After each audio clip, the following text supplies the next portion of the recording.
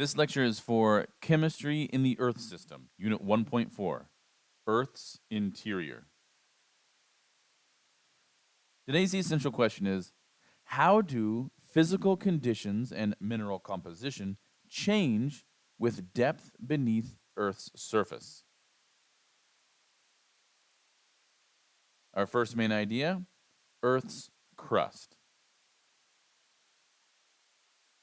The outer, rocky layer of Earth that we live on and observe directly is called the crust.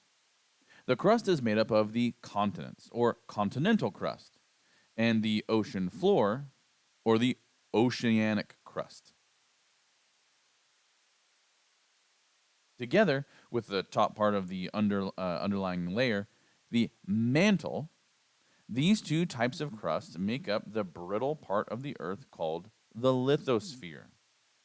The brittle nature of the lithosphere causes it to crack under stress. The lithosphere is broken into large pieces called tectonic plates.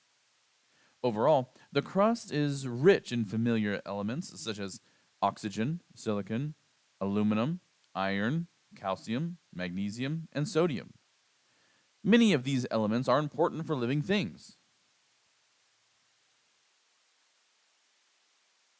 Note, please include the diagram on your screen in your notes under the heading Earth's crust. The two kinds of crust, meaning oceanic and continental, differ in terms of composition and density. Both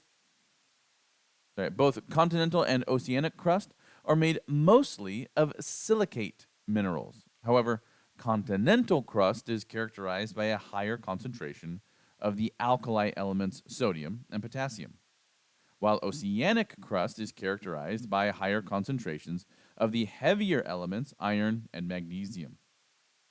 The higher concentration of iron and magnesium makes oceanic crust more dense than continental crust. Continental crust ranges from 30 kilometers to 100 kilometers thick. It is the thickest underneath mountain ranges. Oceanic crust is only 5 kilometers to 10 kilometers thick. We can think of the continents as lighter, thicker rocks floating on a denser base similar to the oceanic crust. Earth formed about 4.6 billion years ago from collisions of rock and dust in the disk of matter circling the young sun of our solar system. The crust formed and solidified over the next few billion years as Earth slowly cooled. It continues to form as lava rises from the mantle and it cools into hard rock. Oceanic crust is continually generated along mid-ocean ridges and is cycled as it sinks back into the mantle in deep trenches. Earth's mantle. The mantle is about 2,900 kilometers thick. This thick layer makes up 2/3 of the Earth's mass. Now, remember that the lithosphere includes the crust and the top part of the mantle. Much of the lava that forms Earth's oceanic crust comes from the part of the mantle that is called the asthenosphere, which is located right below the lithosphere. Rock in the asthenosphere is able to flow, not because it is a liquid, but because of high heat and pressure generated in this layer. The rock of the asthenosphere is soft like putty, and it flows very slowly. The flow of rock in the asthenosphere is due to convection, a type of heat transfer. Convection occurs in liquids and gases, and also in solid but soft and plastic solids, specifically this type of mantle rock. It is the same process that causes the circular rolling motion of boiling water. So how does mantle convection occur? Thermal energy from deep inside Earth heats rock at the bottom of the asthenosphere. This heat comes from two sources. Heat energy that is left over from Earth formation is continually released from the deep interior, and much of it is stored in radioactive elements, which release that energy as their isotopes undergo nuclear disintegration. Heat is also produced by pressure in the interior. As the early Earth became larger through accretion, its gravitational field became stronger, compressing material into rock and producing heat. This release of this internal heat takes place even today as Earth continues to cool down. When this internal heat rises toward the surface, it eventually encounters the asthenosphere and converts the solid rock into mobile, plastic-like material which can flow. Heat flow from Earth's interior produces thermal convection cells.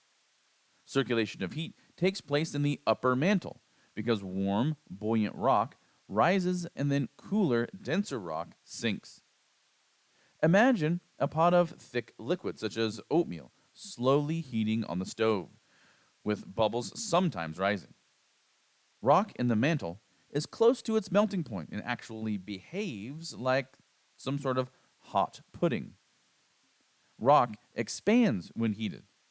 Expansion lowers the density of that hot rock, and as a result, the hot rock flows upward. As rock moves upward, away from the heat source, it begins to cool. As a result, the rock contracts, becoming denser. And then, because it's denser, it sinks. It is then drawn downward by gravity. And as the rock sinks to the bottom of the asthenosphere, it heats up and begins the cycle again. Scientists use seismic tomography to map the mechanisms of thermal convection. They produce three-dimensional images of the forces at work below Earth's surface. Like medical CT scans that use a rotating X-ray beam to produce an image from a variety of angles, scientists synthesize information from earthquakes in Earth's crust. Seismic waves generated at a focal point of an earthquake travel through the Earth. They spread out in every direction. Detectors in different locations on Earth measure the speed and intensity of these seismic waves, which are affected by the composition of the materials they pass through. The phase, density, pressure, temperature, and rigidity of these materials affect the velocity of the waves and provide a record of where they have passed. Warm material slows down the waves by absorbing seismic energy. Cold materials speed them up. By synthesizing data, meaning bringing together data, from earthquakes around the world, the structure of Earth's mantle can be determined. Mantle convection drives the formation of oceanic crust and the movements of the tectonic plates. Where new crust is formed at mid-ocean ridges, scientists map the properties of the materials brought up from far below the crust. Measurements of the changes in the rock's magnetic fields also provide evidence of a long history of constant flow from below. It leaves a record showing that Earth's magnetic field has been continuously changing direction. Volcanism is also caused by mantle convection, when molten rock erupts through Earth's surface, transferring heat from the mantle to the crust. Beneath the asthenosphere lies the mesosphere, a layer in which intense pressure due to depth prevents the flow of rock and heat in convection cells. Instead, heat is transferred in the mesosphere when huge bodies of magma, called plumes, rise to the top of the crust. The composition of the asthenosphere and the mesosphere is similar, containing minerals rich in iron and magnesium. Earth's core. The innermost part of Earth's interior is called the core. The core is mostly metal, mainly iron and nickel, though it possibly contains small amounts of sulfur. It is 6,856 kilometers in diameter and makes up approximately 1/3 of Earth's mass. For comparison, the crust makes up less than 1% of Earth's mass.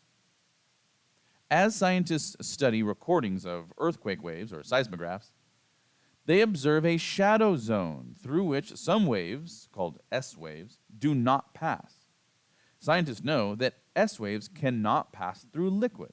Therefore, they infer the presence of an outer liquid portion of the core that we call the outer core. The outer core is liquid because its temperature exceeds the melting points of iron and nickel. However, the centermost part of the core, which we call the inner core, is solid. Pressure from the cumulative weight of the overlying layers of Earth is intense and prevents the inner core from melting. At this point, you should be able to generate a full and appropriate response to today's essential question: how do physical conditions and mineral composition change with depth beneath Earth's surface?